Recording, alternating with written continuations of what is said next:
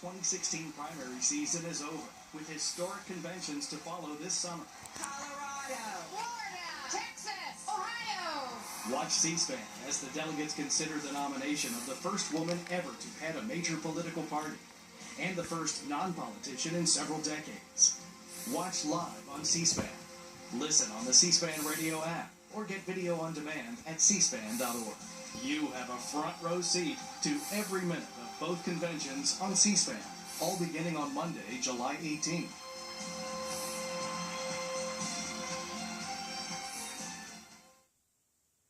Our Road to the White House coverage continues tomorrow with Donald Trump in Virginia Beach giving a speech on veterans issues. Watch live at 1 p.m. Eastern on C-SPAN 2. And with the Republican National Convention later this month, the Republican National Committee meets tomorrow in Cleveland to consider the party's platform. That's one of several meetings that will occur throughout the week, and we'll take you there live at 2:30 Eastern on C-SPAN 3. As for the Democrats, they were hard at work on their party platform this weekend in Orlando. Here's more on the results of that meeting. Calling it the last debate between Senator Bernie Sanders and former Secretary of State Hillary Clinton, Dave Weigel, who's been following the platform hearings of the Democratic Party, which concluded early this morning in Orlando, Florida. He is joining us on the phone. Thank you very much for being with us. Oh, thanks for having me. Let's begin on one victory, according to Senator Sanders. He held a conference call yesterday saying that he was pleased with the agreement on the health care plank. What happened? Well, he and Hillary Clinton have been trying to hammer out some stuff in advance of not just the platform meeting, but what we expect will be him endorsing her in New Hampshire this week. And so he got her to agree to the goal of a public option, which is further than she went in 2008, further than she was going in this campaign. I mean, Clinton had a pretty cautious campaign message when it came to health care and a bunch of other issues. Sanders trying to get her to at least commit to more, with the knowledge that he's going to be in the Senate trying to lead a beachhead of liberals to pass that if they have at least control of the Senate in January if she's president. And yet one of the most contentious debates focused on trade in your reporting, which, by the way, is available online at WashingtonPost.com. A defeat for the Sanders team on that front. Explain what happened. Well, this was sort of foreordained because the Obama administration, which still leads the Democratic Party until January, did not want the party to go on the record against TPP. It's a priority of the administration before it leaves office. It's something that Sanders said to the White House, to President Obama personally, that he would fight the White House's urging not to, and it came to a head because the Sanders campaign went to Florida with the goal of putting the party on record against TPP. And the argument was, look, Bernie is against it. Hillary came out against it after calling it the gold standard. The party should reflect that because labor and everything else in the party, most Democrats in the Congress are going to oppose it. It didn't work because the way this platform committee works, there's a majority of Clinton delegates on this committee, but 187 members. There's a smaller number of Sanders people. There was a rump of 20 DNC appointees. And the Hillary and DNC appointees almost entirely held together against changing the language on TPP. The labor unions, led by AFSCME and the AFL-CIO, hammered out language that said, our Democratic Party demands this and this and this on trade deals. It demands fairness. It opposes any deal that does not hit these qualifications. And the goal was almost trying to be a little bit clever in saying to anyone who read it closely, okay, well, TPP doesn't look like it fits this qualification. They rejected the specific language, which was proposed by Benny Ellis, the NAACP, then by Jim Hightower, the progressive activist. Both times they said they had specific language saying, and we oppose TPP, and they didn't let that in. So in the room, it was heated. It was predictable but heated because you had a large number of Sanders activists on the platform committee. You also had an observation area in the same room of about 100 Sanders activists, a lot of them delegates to the Philadelphia Convention, who were booing and saying shame and holding their thumbs down. So it was a flashpoint, and there were people who walked out of the thing over this, but it was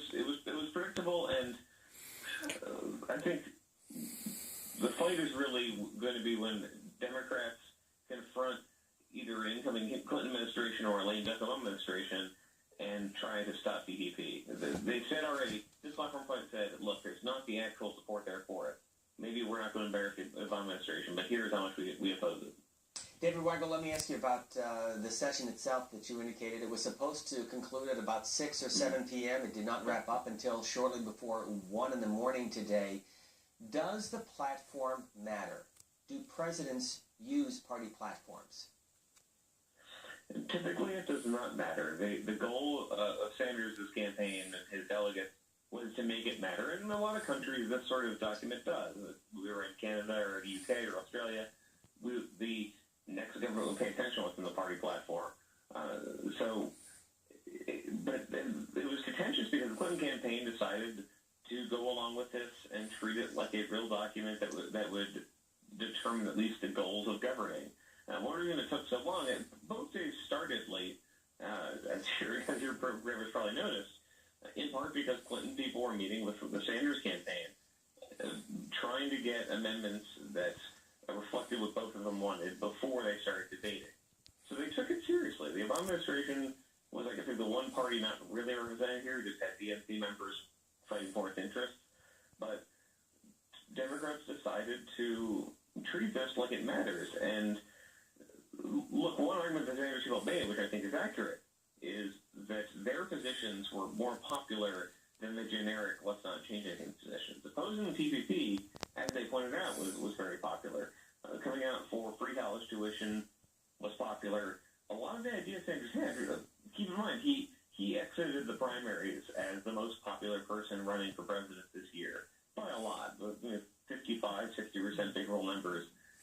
Their argument was, look, all right, maybe platforms are not what voters focus on every year. If the party gets on record for all these ideas, we know that voters like them, and we know that we can contrast them with Donald Trump.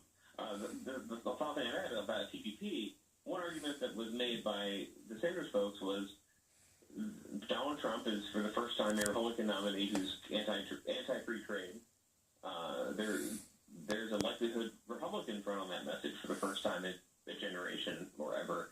And Democrats would be weakened if they didn't have something saying, oh, and we're not just going to sign every trade deal either. And so the platform is seen as the vehicle for that. Just finally, a real quick follow-up, because you alluded to this a moment ago. The Union Leader reporting, as you indicated, that Secretary Clinton will be in Portsmouth, New Hampshire for an event on Tuesday, and while the campaign has not said publicly, Senator Bernie Sanders expected to join Secretary Clinton, although they're not saying so publicly. Why? Why the secret? Because everyone is reporting on this. That happens a lot. I think there's a desire to have both camps maintain a little bit of dignity, a little bit of surprise. I don't think there's a little aspect here of that. Sanders supporters remain reluctant or recalcitrant about accepting Clinton. You saw this last night.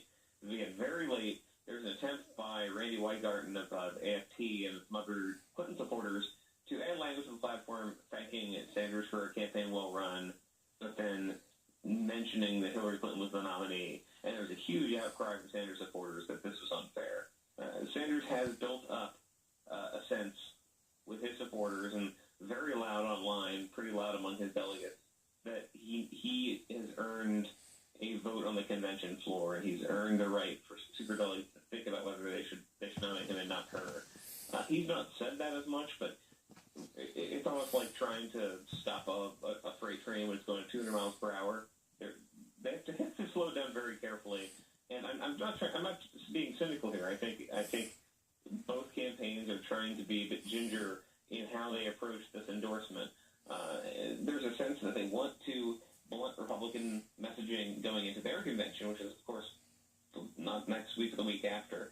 But they're being careful because they know so many Democrats are so invested that they don't want this outcome look like it's rigged, I'd say. Being probably more careful than they need to be. David Weigel, who is national political correspondent for The Washington Post, his work available online at WashingtonPost.com. Thank you for being with us. Thank you.